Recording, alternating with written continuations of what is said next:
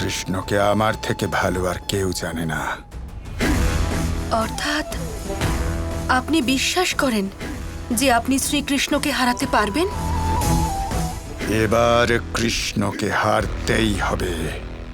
ওর ভাগ্যে লেখা আছে এটা। ভাগ্য? কি বলছেন আপনি? আমি আপনার কথার অর্থ বুঝলাম না। এটা হলো আমার আর কৃষ্ণের মধ্যের ব্যাপার। শুধু তুমি এইটুকু জেনে রাখো যে এইবার অসুরদের জয় হবে আর কৃষ্ণের পরাজয়।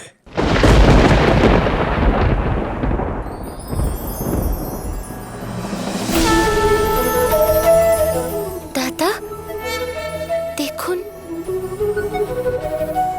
হ্যাঁ রাধা, কানাই মূলাধার চক্র জাগ্রত করে নিয়েছে।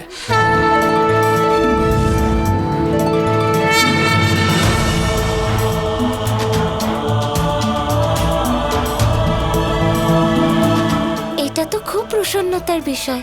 এখনো পর্যন্ত একটাও বিপদ আমাদের সামনে আসেনি, আর কৃষ্ণ প্রথম ধাপ পেরিয়ে গেছে।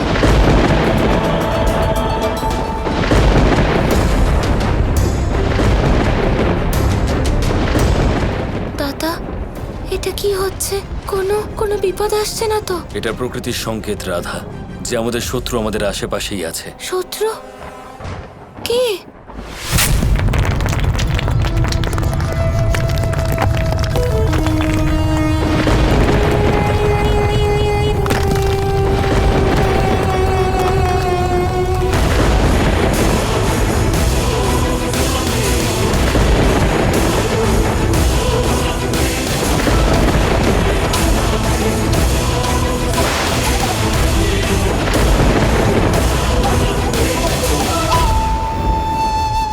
শুক্রাচার্য?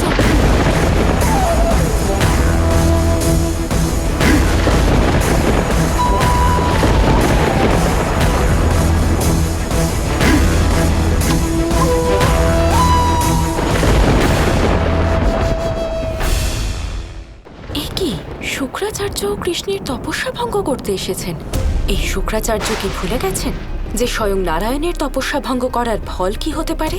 শুক্রাচার্য নিজের শক্তির দুর্ব্যবহার করছেন। এটা উচিত করছেন না। শুক্রাচার্য অনাবশ্যক পাপের ভাগীদার হচ্ছেন, কারণ এইবারও জয় তো কৃষ্ণেরই হবে। গৌরী, আমাদের শুক্রাচার্যের শক্তি কম ভাবা উচিত নয়। আপনি এরকম কেন বলছেন? আমি এটা এই কারণে বলছি, কারণ শ্রীকৃষ্ণ এই মুহূর্তে তপস্যায় লীন হয়ে আছেন। সেই জন্য কোনো বিপদের সম্মুখীন হতে পারবেন না। শ্রীকৃষ্ণ এই তপস্যা নিজের প্রেমের জন্য করছেন। এখন যদি এই সংকটের জন্য শ্রীকৃষ্ণ আর রাধার বিচ্ছেদ হয়ে যায়, তাহলে ভাবো শ্রীকৃষ্ণের কাছে এর থেকে বেশি ক্ষতি আর কি হতে পারে? বলরাম আর রাধা কৃষ্ণকে রক্ষা করছেন। সেই জন্যই তো বলছি, আমাদের শুক্রাচার্যের শক্তি কম ভাবা উচিত হবে না। দৈত্যগুরু শুক্রাচার্য অনেকবার এর আগেও শ্রীকৃষ্ণের উপর আক্রমণ করেছেন। ভগবান শ্রী বিষ্ণুর বিনাশই ওনার জীবনের একমাত্র লক্ষ্য, আর এই সুবর্ণ সুযোগ উনি কখনোই নষ্ট করবেন না।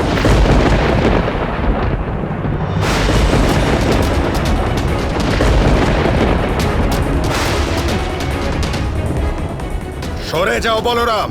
আজ আমার আর কৃষ্ণের মধ্যে যে আসবে তাকে কালের গ্রাস হতে হবে।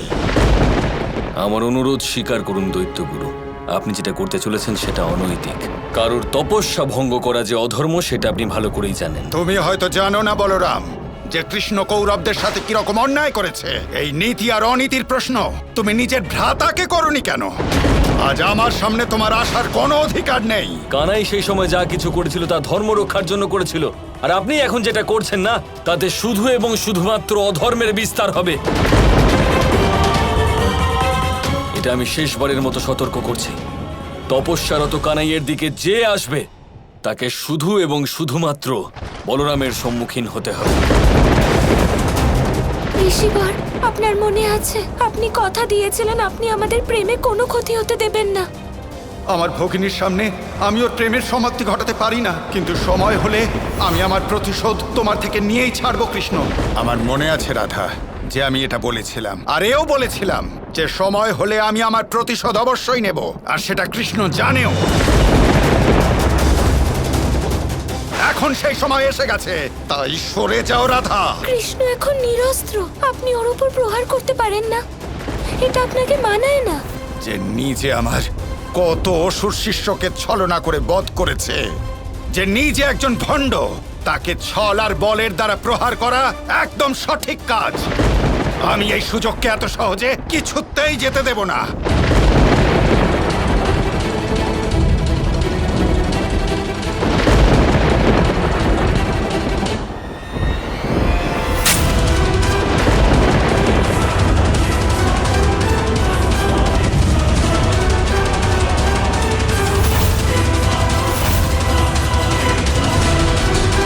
এইবার গুরু শুক্রাচার্য শ্রীকৃষ্ণের তপস্যা ভঙ্গ করে দেবেন।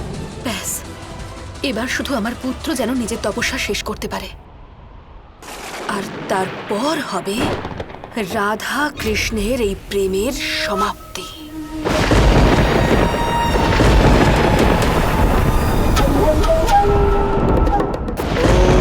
नमः शिवाय ओम नमः शिवाय ओम नमः शिवाय।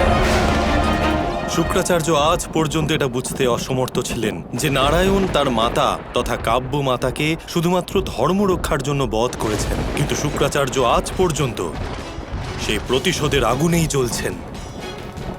মহাদেব, একদিকে শুক্রাচার্য নিরস্ত্র কৃষ্ণের সামনে দাঁড়িয়ে, আর অন্যদিকে শাম্ব তপস্যারত।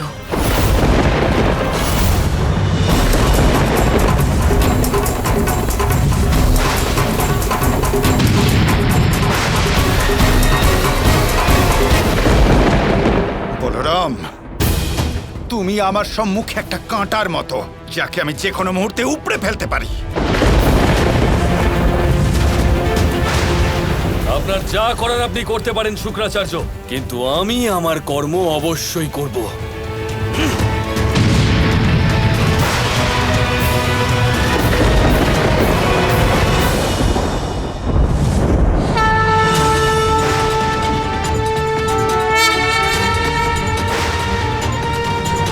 অসাধারণ কৃষ্ণ, তুমি নিজের তপস্যা মনোযোগ দিয়ে সম্পন্ন করো, তোমার পথে কোনো বাধা আসবে না।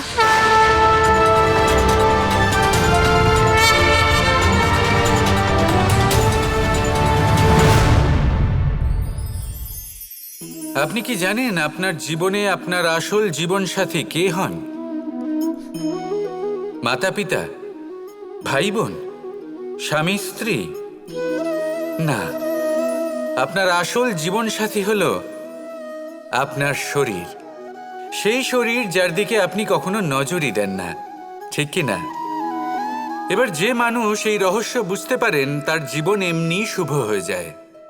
আপনি নিজেই দেখুন না, সে সংসারের মঙ্গলই করা হোক বা সত্যের রক্ষা করা হোক, তা সে শত্রুর সাথে যুদ্ধ করা হোক বা মিত্রকে রক্ষা করা হোক, এই শরীরই তো কাজে আসে।